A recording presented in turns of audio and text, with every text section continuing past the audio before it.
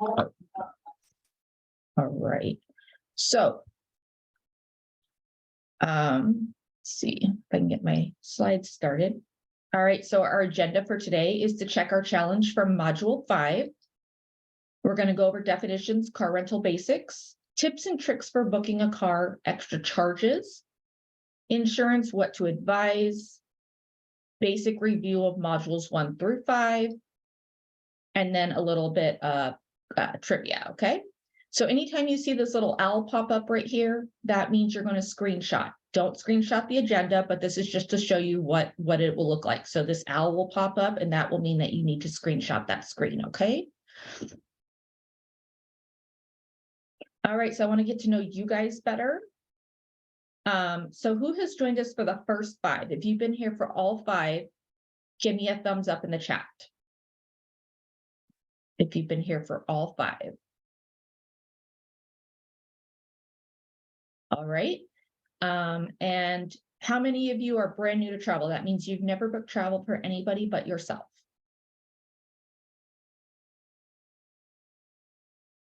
Awesome. Okay, so we have a lot of newbies. Awesome. How many of you have rented a car overseas? Anybody? Because that can be a little bit tricky.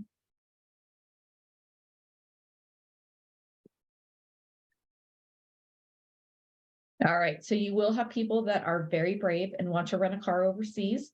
It's not uncommon. So you need to be prepared for that when that happens, okay? And then who is confident when booking cars? Who's like, I can do this with my eyes closed?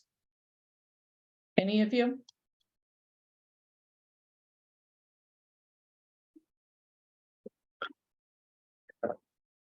All right. Well, you'll be there by the end of the training, okay? All right, so challenge 5 check was Desi and Lucy were celebrating their 20-year anniversary. They wanted to stay in an all-inclusive in Mexico. They wanted something romantic away from their children.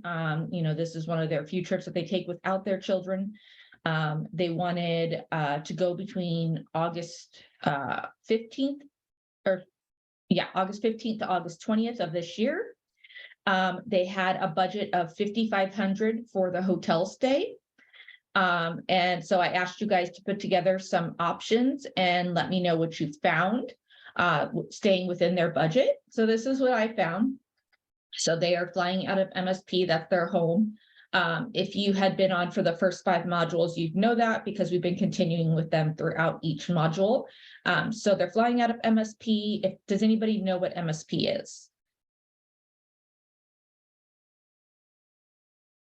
It's an airport code. And it's United States. It's Minneapolis, St. Paul. Okay, so they're flying from Minneapolis, St. Paul to Mexico. So I chose PVR.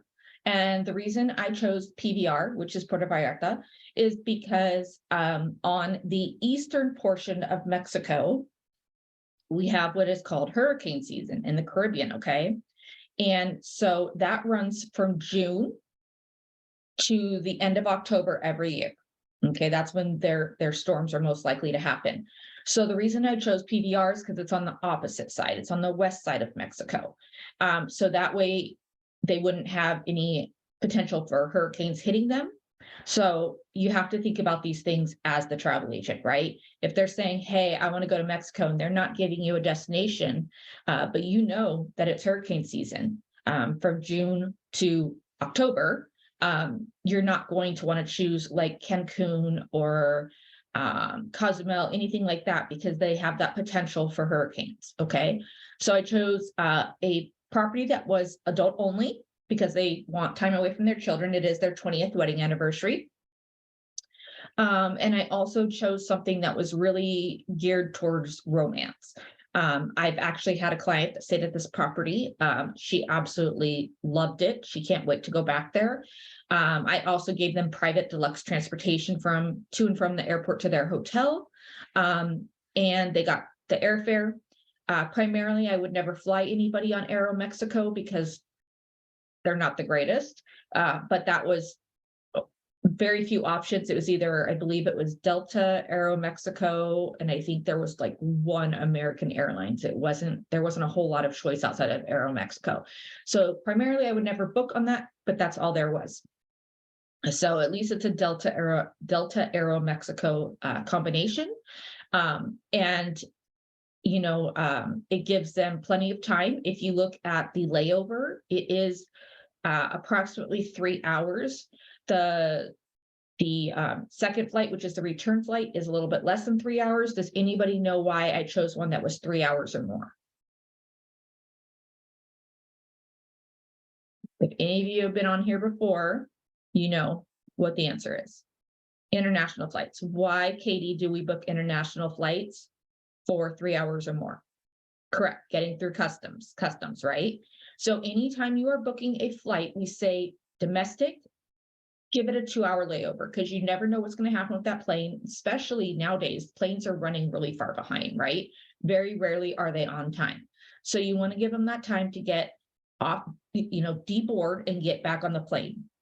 And then for international, you have to account for customs. Now, if they're going through an airport that's fairly busy, like LAX or Chicago O'Hare, you're going to want to give them more than that 3 hours if they're flying internationally, because of those airports being so busy. You want to give them plenty of time. You never want a client to miss their connecting flight because you didn't prepare and give enough time. Now, if a client says, hey, I don't want 3 hours, I've been to that airport before, I can do it in under 3 hours, great, super. Have that in writing, that you advised against it, but they chose to go with the less than 3 hours. Always in this business, CYB, cover your butt. All right.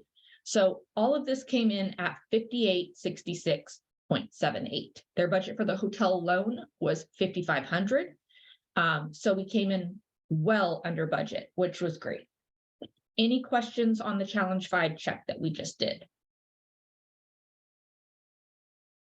And also, guys, when you have questions, feel free to unmute yourself or put it in the chat. I don't mind either. Any questions? I looked at both FunJet, Apple Vacations, and on EM Resorts.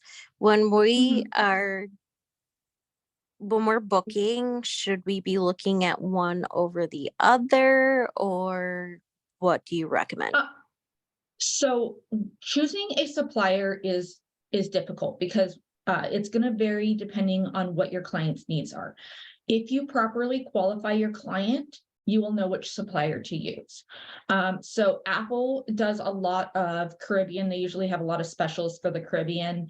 FunJet is kind of like all over the place. They do a little bit of everything. Travel Impressions is going to give you more commission, but it's also going to be at a higher rate. Blue Sky Tours is for Hawaii and the South Pacific. So it really just depends. And that's going to be qualifying your client correctly to determine which vendor you're going to use.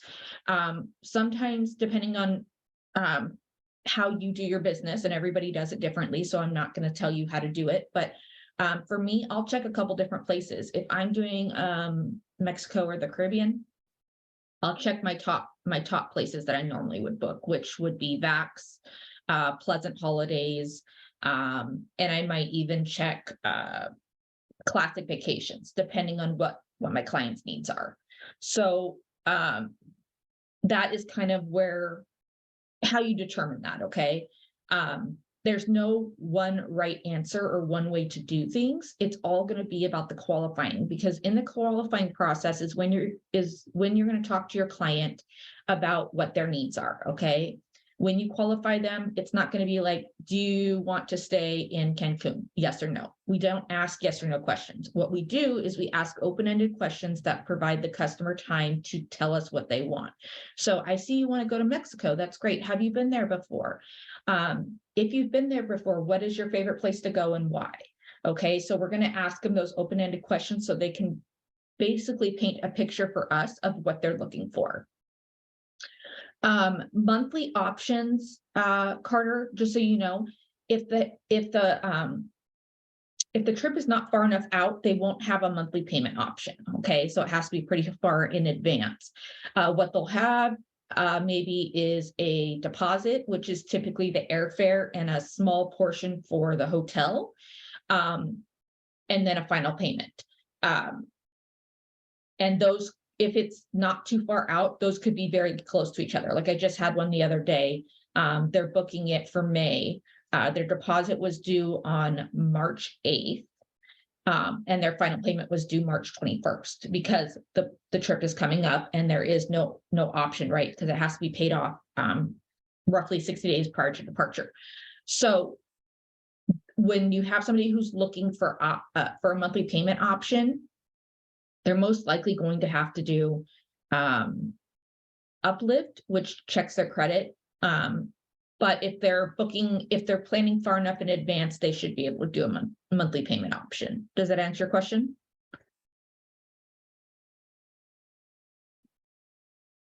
Awesome. Okay, so if anybody doesn't have any more questions about this, we're going to go on. So car rental basics, okay? So here's a little bit of terminology. An add-on is an option usually at an extra cost added to the car component, such as a car seat, navigation systems, ski racks, any of that type of stuff is going to be considered an add-on, okay? So you need to advise your customer that those things are going to be extra. They're not going to be included in the cost. Airport access fee is a fee paid by the car rental companies to the airport authority for the use of shuttle vehicles, etc. Usually passed on to the consumer. This is called an airport concession recovery fee or ACR fee. So if your client sees that in the charges and they ask what that's for, at least you can explain what it's for. Collision damage waiver. This is optional insurance provided by the car rental companies that eliminates all responsibility of the driver in case of an accident. Car rental insurance covering any damage to a rental vehicle, CDW. Many credit card companies actually cover their clients in this area if they decline the car rental company's insurance. But they need to check their credit cards to see if that is a benefit that they have. And they have to use that particular credit card to pay for the rental as well. So if they have any of those, and there's lots of different companies that do it. I know Citibank has a card that does it. I know Chase has a card that does it. So it really just depends on what card they're using, but they can check with their credit card company to see if they're covered for that and to what extent that they're covered for that. Drop-off charge. This is the fee that is added to a car rental when the vehicle is returned to a city other than where it was originally rented from. Okay, so in some states, there is no drop-off fee most of the time, such as in Florida. So Florida, if they want to drive from Orlando to Pensacola, there may not be a drop-off charge, okay? But in other cases, there will be. So be aware that not all locations, especially internationally, will have this option for you to book. This has changed since COVID from where from country to country, you will need to contact the tour operator or the car rental company directly to ask that, okay? And this drop-off charge, guys, can be pretty pricey. It could be like $150 to $300. So that is in addition to the final cost of the car rental. All right, and then there's your out, so you know to screenshot this. So I'll give everybody a few moments to screenshot. Any questions on any of these terms? All right, if everybody has done their screenshots, I'm going to change the slide in 3, 2, 1. All right, so more terms. So LDW stands for loss damage waiver. It's an additional insurance pertaining to car rentals covering theft and vandalism in addition to accident damage. Personal effects coverage, again, is an additional car rental insurance covering loss of personal property from the rented vehicle. And then currently we're starting to get out of this, but this happened when the pandemic happened. So we are experiencing what we call a carpocalypse. So to stay afloat, the car rental companies took hundreds and thousands of cars and sold them off in the used car market. Now that travel has picked back up, rental car companies are trying to replenish their fleets, but the lack of vehicles and increased demand has led to higher prices, right? So they're not being able to replenish their fleets as quickly as they would like, which means that the prices are higher and people are going to pay them. So that's what the car rental companies have done. Any questions on any of this? All right, go ahead and take your screenshots.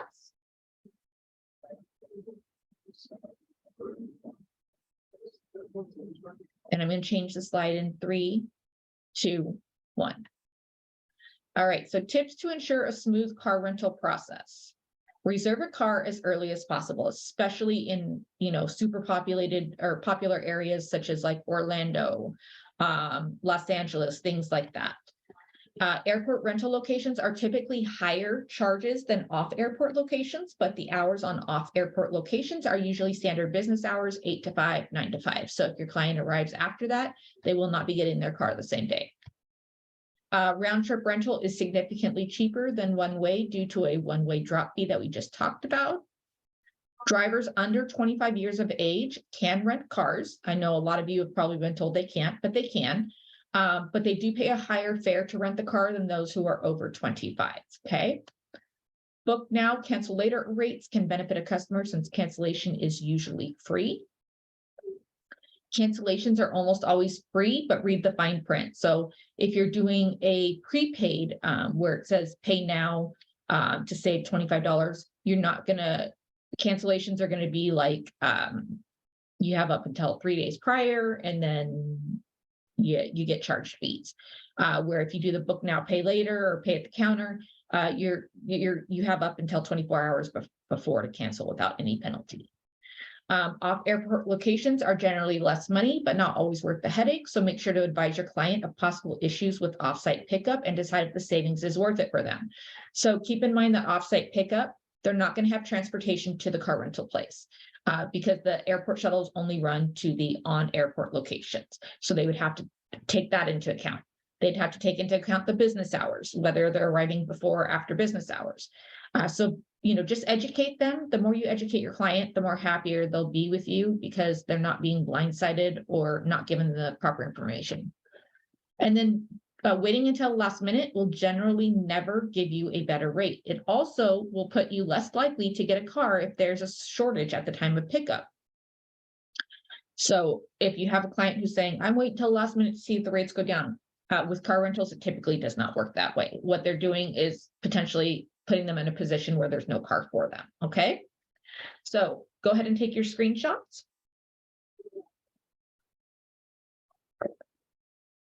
Anybody have any questions so far? All right, if you've taken your screenshots, we're going to move on. Changing the slide in 3, 2, 1. Some more tips and tricks. Advise your client to not prepay for fuel. It will be more expensive in the long run, okay? So if they give you that option at the desk, do you want to prepay your fuel? That way you don't have to worry about, bringing it back on full. You just bring it back at whatever it's at and they pay and they'll go ahead and fill it up, but that is typically a lot more expensive. Always have your client sign up for the rewards program. This will help them begin accruing benefits immediately, including free upgrades and the ability to bypass the counter are just some of the immediate benefits. There is no such thing as a free upgrade besides that from a membership program. Always try to use a discount code for the customer if available or able to do so. In packages, it won't always work. However, if booking direct, you can generally save them some money. What I have found is that using the travel and leisure in VAX has pretty good car-only rental rates. But if they're a member of one of the car rental companies, sometimes it is better to just book direct on their travel agent sites. You still get your commission, but they get more benefits. Same thing with hotel programs like we talked about last week. A lot of times they will not get their benefits or their points if you book through a tour operator such as VAX or Expedia. So that's another thing you want to make sure that if they're super stickler about their getting their points or using their benefits, that you're booking in the right place, because if you do vax, they're not going to get that. Ask to buy an upgrade at the counter. If you have booked a smaller car, advise that they can ask to purchase an upgrade. It is always helpful to let the counter person know that they are a member of their program and plan to prepay the CDW. Book as far in advance as possible. Make sure your client knows about the carpocalypse and that they will need to secure their car as soon as possible. And then weekends are the best time to pick up. Sunday, Monday, and Tuesday are always the worst times to pick up, okay? And there's the owl showing you the screenshot. Anybody have any questions, concerns, comments so far? This is all very useful information. Very useful. Thanks, Jennifer. All right, so I'm going to go ahead and change the slide in 3, 2, 1. Hey, Tara, quick question. You mentioned something about Sure. booking directly with the rental companies once like our clients make an account with them for rewards and such. Is there like a travel agent site with them directly, or do we just charge like an instant commission fee? So most of them do have travel agent sites where you can book and put in the IATA number. Okay. There's a few that I know that we don't have the permissions for, and I believe it's just because Archer hasn't signed up with them, which if that's the case and your client has, wants to use that particular site, I would contact Archer first. But I know one of them is Sixt Car Rental. I like Sixt. A lot of people don't. So that's one that we can't book on the travel agent site. Budget, Avis, Alamo, Thrifty, I believe they all have travel agent sites, so you would just have to Google them. Okay, and we And just then sign up as with we- them separately. Yes. Okay. And then with, I believe it's Avis and Budget, which we talked about last week. So I don't know if you were with us last week, Jessica, but there's a site called Unlimited Rewards. And if you book direct through Hilton, Avis, or Budget, you get bonus money. So it's in addition to your commission, and it doesn't go through Archer, so you do get the full amount. I kind of use that as my coffee money. So, it'll be $2 per Hilton booking, and depending on how many I do Hilton Direct, that's, money in my pocket that I don't have to share with anybody, and it doesn't affect your commissions or anything like that. Cool. Awesome. Thank you for that. Yeah, I just Okay. saw these trainings. I was on vacation last week, actually, and I'm going to go back and watch all 5 modules. Okay, perfect. What was the name of Any that? other site? questions? Yes, what was the name of that Unlimited- site? Sure, Unlimited Rewards. Thank you. And how do we get to You're- that, to sign up for that? Just Google Unlimited Rewards and you should be able to find the site. Thank you. You're welcome.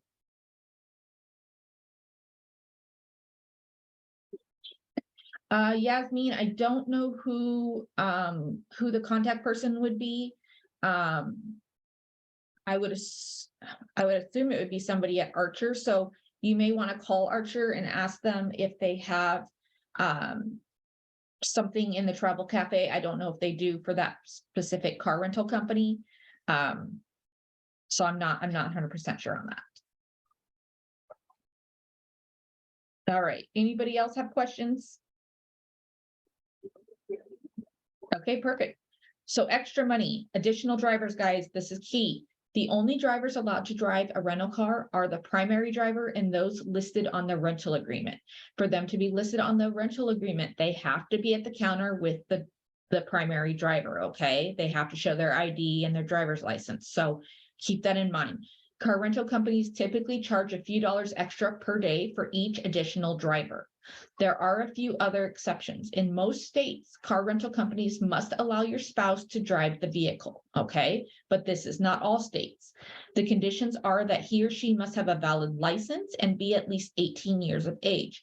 If you are renting with a company discount code, coworkers may be able to drive as well. So when they say company discount code, they're talking about if they're using their company that they work for, if they're using that code, which you would have to book on the car rental site directly, then coworkers may be able to drive as well without the additional fee. but typically spouses are included, but double check the state's requirements, because it is not all states that do that. Additional equipment such as car seats, ski racks, GPS, satellite radio, those are all extra money. And then sometimes all-wheel drive or four-wheel drive can also run you an extra cost, okay? So customers who may run into snow prefer all-wheel drive or four-wheel drive vehicles, but those do come at a higher premium. So if they're going on a snow vacation, right, and the ski vacation, and they're gonna be in the snow, you don't want to rent them something that's not four-wheel drive. It's just not gonna be ideal, okay? Go ahead and take your screenshots and let me know if you have any questions.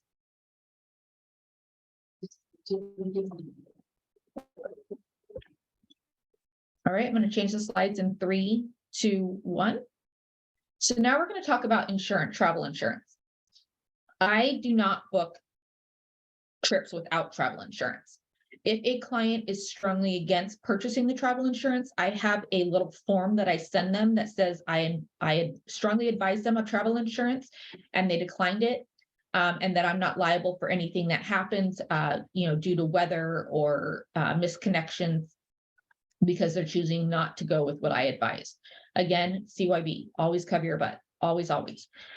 So when it comes to insurance, if you guys have watched the video for Tin Lake and stuff like that, they always tell you, be cautious on what you advise. You're not an insurance person that deals with this typically.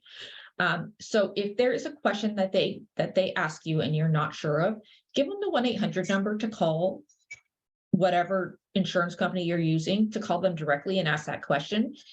So that way they have firsthand knowledge of what the true answer is, and you're not just, fluffing your way through it.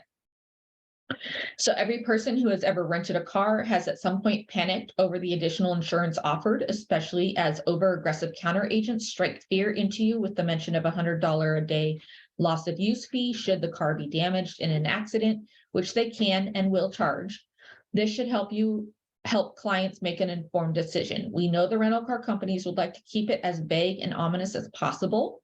There are 3 types of insurance for clients. Damage waiver. This is a waiver of responsibility for the car without paying a deductible. Have your clients ask their own insurance company if there is coverage for rental cars, and if so, what is the deductible? Then ask if they cover loss of use from the rental car company. If there is a no to this, or if the client wants to double cover themselves, have them ask their credit card company the same questions. Again, because we talked about the CDW from the credit card company, okay? So go ahead and take your screenshots. And is there any questions on this? Okay, perfect.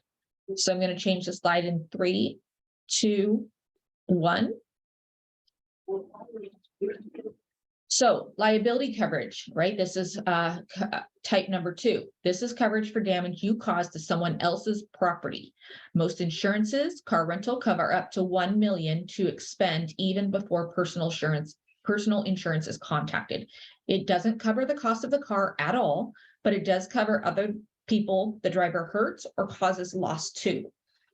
Make sure you advise clients to contact their personal insurance to see what they will cover before they decline this type of coverage, okay? So this is your LDW, your liability coverage. And then this is the 3rd type, PER, PPP, UMP. This is coverage for any occupants in the case of injury, death, or damage to personal items from an uninsured or underinsured motorist. If you live in the United States and have auto insurance, it's not worth the client's time to even worry about this.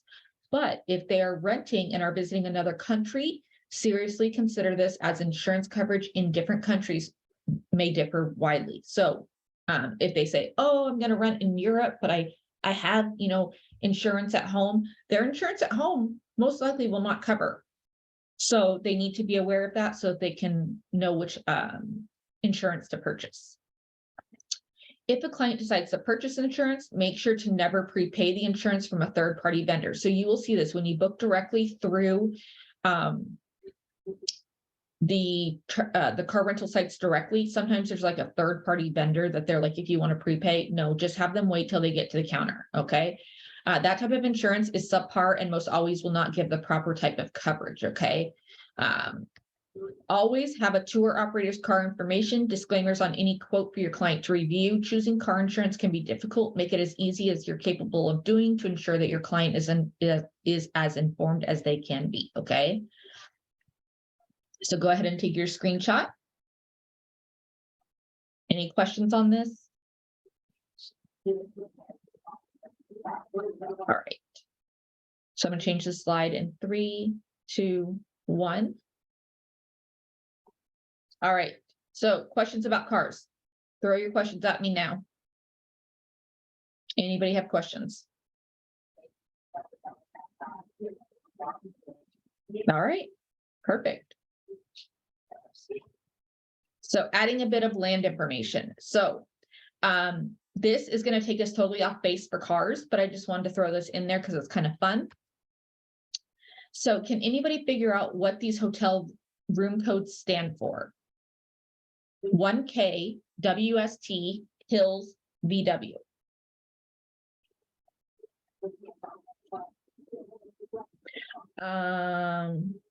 What about upgrades? What's the question about upgrades?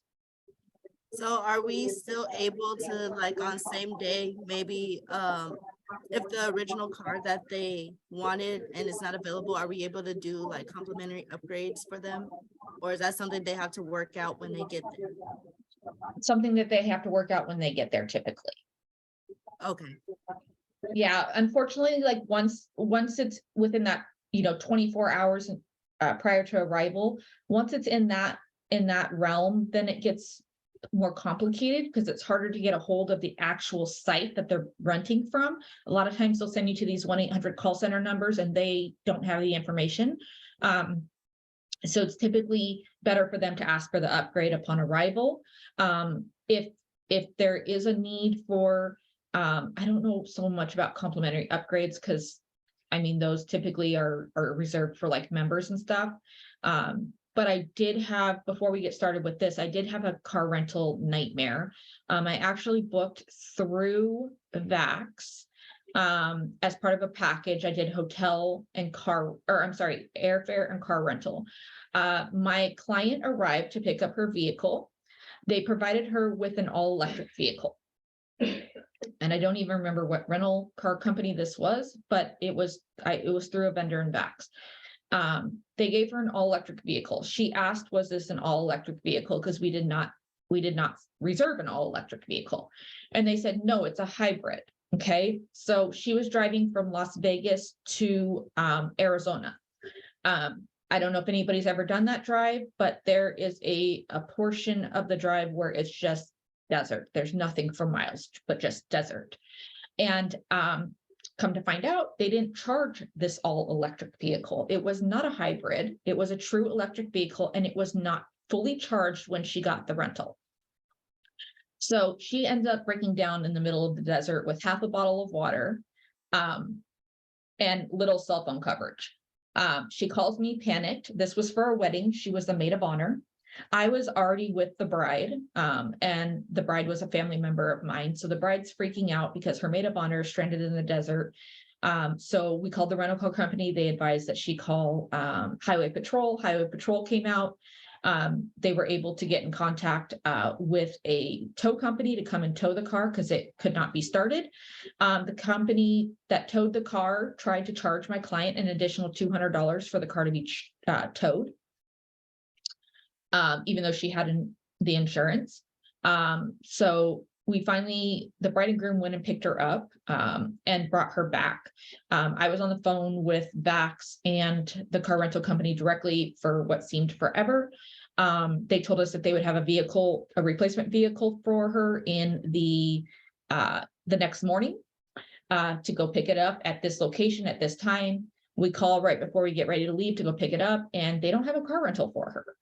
And now they're telling her that she's going to have to pay her rental all over again because they did not give her an all-electric vehicle and she did not purchase the CDW. So they're trying to get her to pay for the rental out of pocket. So we went back and forth. We finally ended up getting her a vehicle that night. So this is the second day that she had been in Arizona that night. They finally had a car delivered to us. They did upgrade her. They did comp the cost of the second vehicle. They did tow the vehicle back, the original vehicle. Even though the rental car company was still claiming that it was not an all-electric, that it was a hybrid. Once they got it back there, they did figure out that they did rent her an all-electric vehicle, and they did comp her most of the car rental period. But it was just a nightmare. So, you know, things like that your clients need to be aware of too. You know, there are a lot of car rental companies that are purchasing all-electric vehicles, and, you know, that's something they need to be aware of, that that vehicle should be fully charged before they take it. So that's my nightmare rental car story in a nutshell. Any other questions?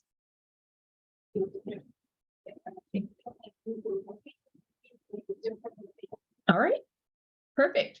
So I had a couple people guess that this was a king room. Anything else? Can you tell me what WST, Hills, or VW stand for?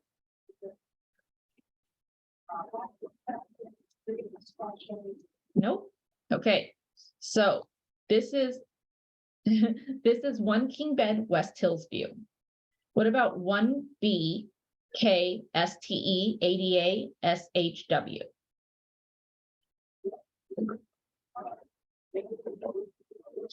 Anybody want to take a stab at it? King suite, okay. ADA shower. It has a handicap accessible shower, okay. This is a 1-bedroom king suite with an accessible shower, okay. That means that it's a wheel-in shower. They can wheel their wheelchair right into it. There's no lip or anything like that. And then it also has the shower heads that you can, you know, that are on like a, you can like take them down and wash your body with them and everything.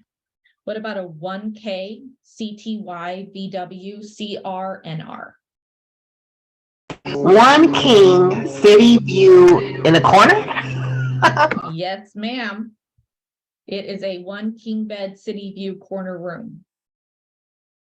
What about ADA QN TUB SFBD? Okay, Margaret says it has a sofa bed. Okay, it has a queen bed with a handicap accessible tub. It is a handicap accessible queen with bathtub and sofa bed. What about 2Q BB NSSV?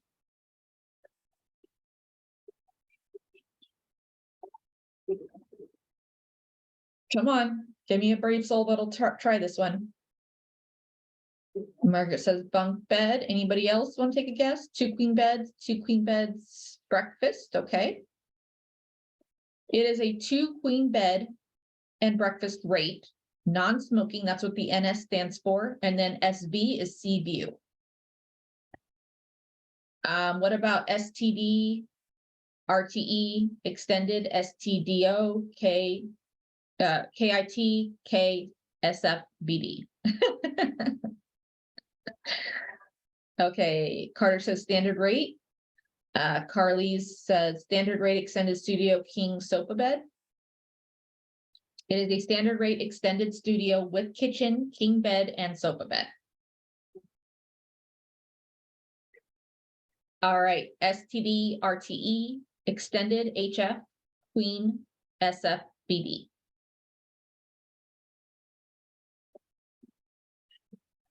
Anybody want to take a stab at this one?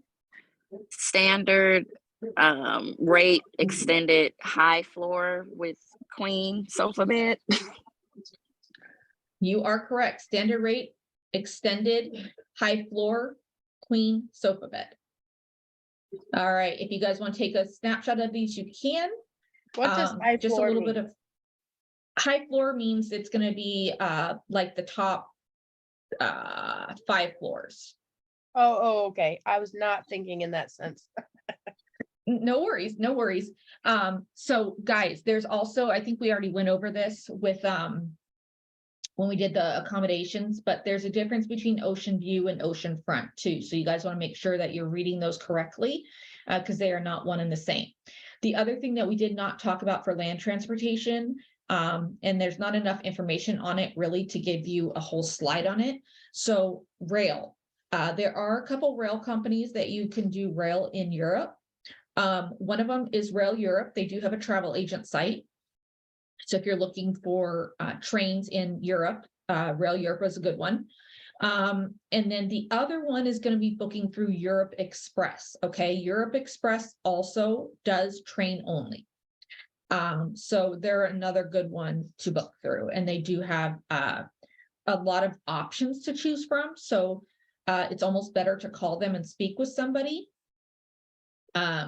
because there are a lot of train options to go through. But like I said, there's just not enough information to give you a whole slide on trains. But if you are looking for trains in Europe, those would be your two go-tos, okay? I'm gonna go ahead and change the slide in 3, 2, 1. All right, travel codes cracked, basic review. So modules 1 and 2. Module 1, popular airport codes. SJD stands for Los Cabos International. MCO stands for Orlando International Airport. Just think about this, Mickey and Company is how you remember MCO. ORD, which a lot of people confuse with Orlando, is actually Chicago O'Hare International Airport. DXB is Dubai International Airport. CUN is Cancun International Airport.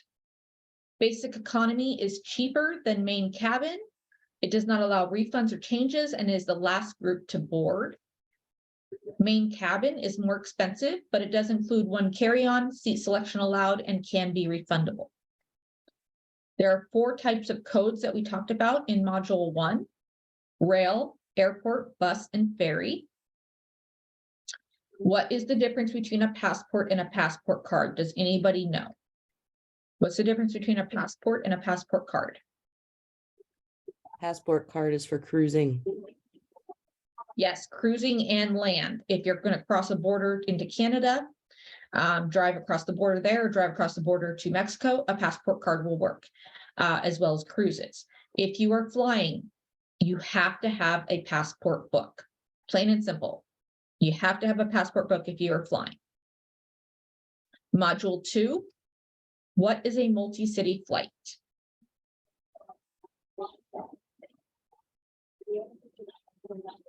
Does anybody know what a multi-city flight is?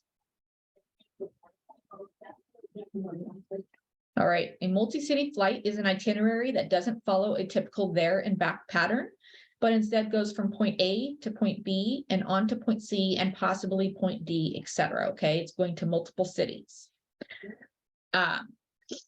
What is an open jaw ticket? Open jaw.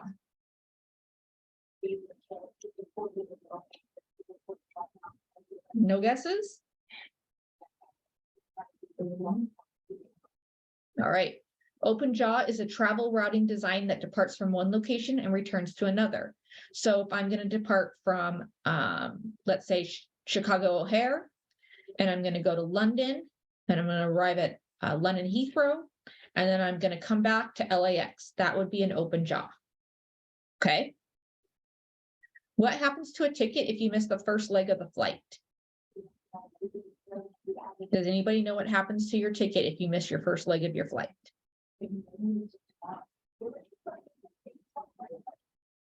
The remainder of the ticket is canceled. So, yep, I told a story when I did module 2, I told a story about this. I had a client who booked like first class.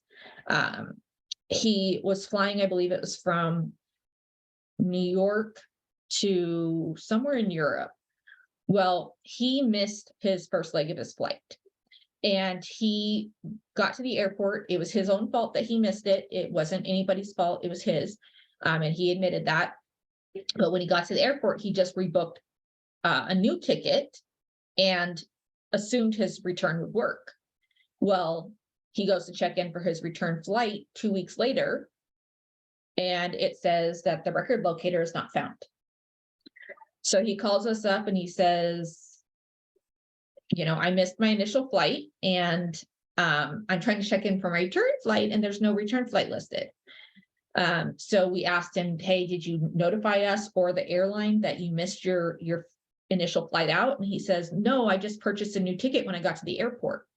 Come to find out, his return ticket was canceled.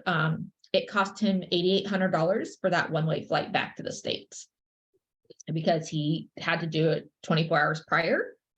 And there was nothing, they marked him as a no-show. So, I mean, he didn't notify anybody that he didn't make that first flight. He just bought a new ticket and assumed his return flight would be there, and that's not the case. So always notify your clients that if they're going to be late or they miss a flight, to notify you and the airline immediately. First leg, so if they have like a layover, let's say they're going from LAX to Fort Lauderdale and then Fort Lauderdale to Montego Bay, Jamaica. That first leg is from LAX to Fort Lauderdale. That's considered the first leg. The second leg of the flight, because they have a layover in Fort Lauderdale, is going to be that Fort Lauderdale to Montego Bay, Jamaica. Again, if you watched all the videos, you guys, this is covered in there. Do I have to be a member of an airport lounge to use it? Does anybody know the answer to this? Do you have to be a member of an airport lounge to use it? Carter says yes. Anybody else want to chime in? Katie says no. Okay. The answer is no. You can buy a day pass, and credit cards in some cases do have pass benefits as well. So you do not have to be a member. You can buy a day pass, okay? What is a base fare? Does anybody know what a base fare is? A base fare is the fare amount before any discounts are applied, okay? What is a direct flight? Direct flight. And this is a tricky one. Most people will get this wrong. Okay. I think it's like when you're going directly to a city, but you may have a stop in between, but you don't have to change planes or get off the planes. They're just stopping to let someone off and then continuing on to the next flight or to the next destination. Correct, Amber. That is a direct flight. It's different from a nonstop. Okay, nonstops mean that there are no stopovers, there's no layovers, nothing. Passengers will not have any connections or change flight numbers. Okay, so that's the key definition. You know, no stop, will not have any connections or change flight numbers. That's the key definition. But they may stop for refueling or to add or remove travelers from the plane, sometimes even changing aircrafts, like Amber said. So again, a direct flight means that they don't leave the plane, but they may have, you know, a stopover or some sort of layover, but they don't actually leave the plane. They stay on the same plane all the way through. All right. Any questions about any of these?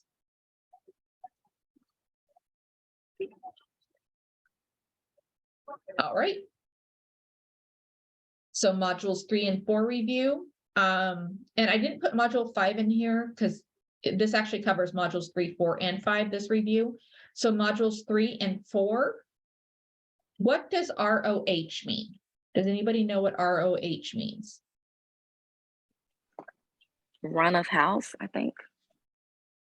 Run of house. It's a basic room type with no guarantee of specific amenities.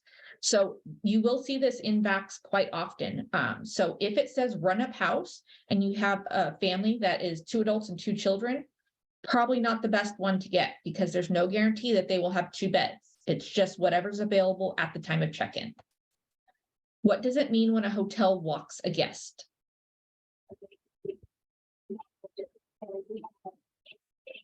What does it mean when a hotel walks a guest? Katie says they are full of their property and they take them to a comparable location. Yes.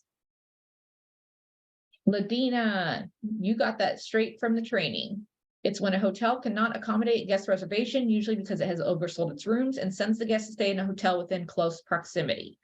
This, you know, during the pandemic, people didn't have to worry about this at all. But now that travel is rebounding and stuff like that, this will happen. It doesn't happen that often, but it can happen. So keep that in mind. What is a bar rate? Bar rate. What is a bar rate? Best available rate. The published rate or brochure rate for a travel component, the price of a hotel prior to any discounts, okay? So bar, like Katie said, is best available rate. Keep in mind it is the price of a hotel prior to any discount. How is occupancy determined in a hotel room?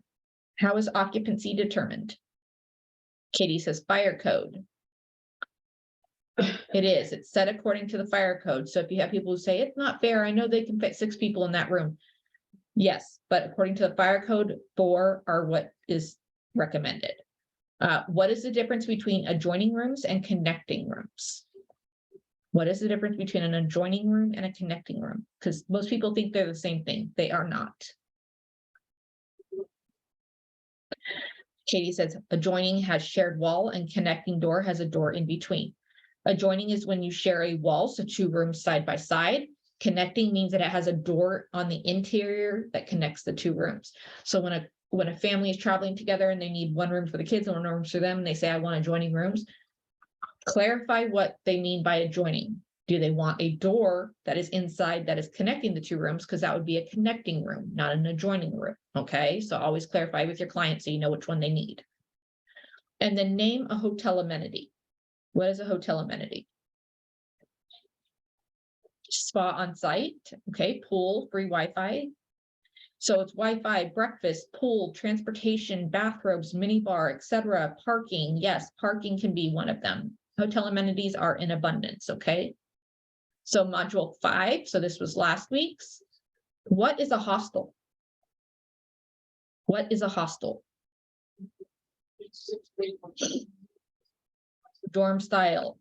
It is an inexpensive accommodation, usually dormitory style, popular with the student crowd. So you could have 8 people in a room, bunk bed style, usually a shared bathroom. So not good for your honeymoon clients, okay? What does the term low season refer to? What does the term low season refer to?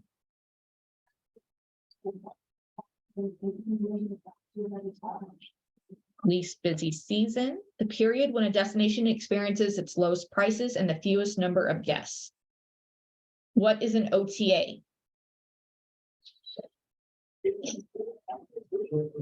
Does anybody know what an OTA is? Online travel agencies. So online travel agencies, examples include Priceline, Expedia, and Orbitz. The only one that we can book on is Expedia, and it has to be on Expedia TAP. Online travel agencies are typically not good to book with because, like, for instance, hotels, they make very little revenue on those rates. So if they have to work a guest, the guest who booked on the OTA is definitely going to be the guest that is locked. When is hurricane season? We talked about this earlier. I gave you guys all the answer for free. When is hurricane season? June through October. Yes, June through October. In the Caribbean, primarily in the southeastern US, a period from June through October during which storms are likely to occur. What does MICE stand for? This was from last week's training, if you were on it. What does MICE stand for? And no, it's not a rodent. Meetings, incentives, conferences, and exhibitions. Yes. All right. So gonna go over a little bit of trivia. So what airport code is a real airport code? Is it DPS, ABU, LMD, or BHU? What airport code or codes is a real airport? Deidre, you said if a hotel walks a guest, does that affect commission, their award points? It may affect their award points depending on if you book through a tour operator or not, but it shouldn't affect commission, no.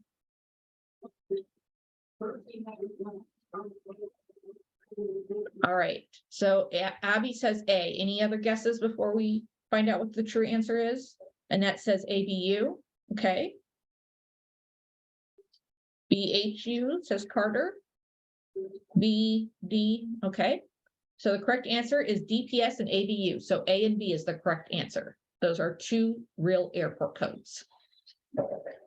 Okay, what is a folio? Is it a bank statement, a bill, a foreign word, or a guest bill? Katie says D, guest bill. Sylvia says D. Yes, it is a guest bill.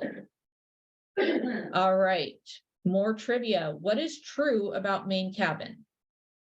Seat assignments are at an additional cost.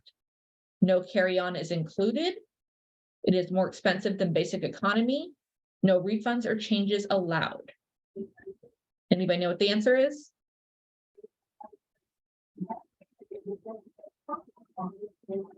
Okay, I got Nicole says B. I got some C's. The answer was B, or I'm sorry, let me go back. The answer was C, I'm sorry, C. So main cabin is more expensive than basic economy, okay? So if you guessed C, you are correct. All right. So what is the abbreviation for the following? 1 bedroom king suite with accessible shower. Anybody want to take a stab at it? 1 bedroom king suite with accessible shower. 1KSTE ADA, okay. 1BKSTE ADA SHW. All right. What kind of fare is Phoenix to Chicago, Chicago to Orlando, Orlando to Phoenix? Multi-city. Okay. Okay. Is it a through fare, open jaw, multi-city, or direct flight?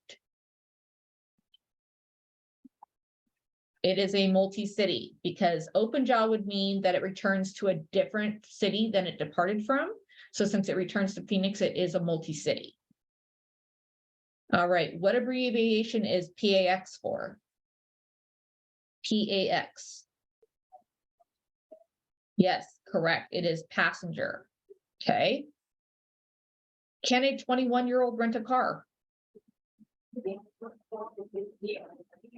Yes, but it's more expensive. Okay. Answer is yes, but the rate may be higher or an additional fee added for them being under 25. Is a spouse automatically added on as an additional driver at no cost? I have not always, no, in some states. Depends on the state. So the answer is no, because it does depend on the state, okay? Some states allow it, some states do not. How do you get into an airport lounge? You walk in. Good answer. Anybody else? With a day pass. Day pass, okay, anybody else? All right. Club member. Club member. So some credit cards have access as a standard benefit, and it's called Priority Pass. If they have that credit card benefit, it's called Priority Pass. They can buy a Priority Pass membership. They can buy a day pass. You can purchase an annual airline lounge pass with a partner carrier. So challenges for the next week: study, study, study. The only way to get to know the codes is to use them and work with them in your daily tasks as a travel agent. Try to utilize at least one new term or code a day. Abby, in Airport Lounge, they're actually really, really nice. So they have like places where you can shower and rest and complimentary snacks and internet, and, you know, if you're a business traveler, fax machines, things like that. They're not everywhere, but if you have somebody who has like an 8-hour layover, it might be nice for them to have access to an airport lounge if they plan on staying in the airport the entire time. So keep on learning airport codes and then do mock bookings with all you've learned in modules 1 through 6, okay? So here is my contact information as well as my YouTube. And is there any questions? If not, you guys are good to go. And I will put the link to my YouTube in the chat again as well for those people that arrived late. Tara, I'd just like to say that your presentation was phenomenal. This is the first one I've attended. And I was wondering if you did any other types of presentations. I don't do any other types of trainings. I just do this series. But like I said, they're all on my YouTube, so you can go to my YouTube and watch the rest of them. I may be doing another one similar to this, but breaking it down into even smaller portions. I haven't decided yet, but I do appreciate the feedback. Thank you so much. Spectacular. Yes, Thank this you was guys. very You have a great day. informative. It's very Very Thank you so informative. Thank much. you. Thank you. Thank you. I'll see you guys next week, same time, same place. Bye. Bye.